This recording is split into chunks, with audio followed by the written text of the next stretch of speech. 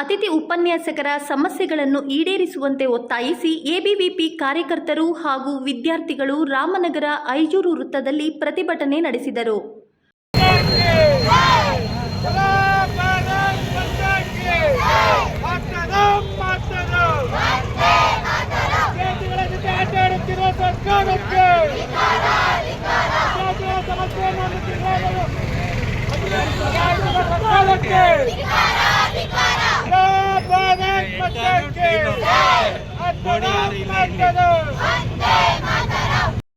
ಕಳೆದ ಹಲವು ದಿನಗಳಿಂದ ಅತಿಥಿ ಉಪನ್ಯಾಸಕರು ಪ್ರತಿಭಟನೆ ನಡೆಸುತ್ತಿದ್ದಾರೆ.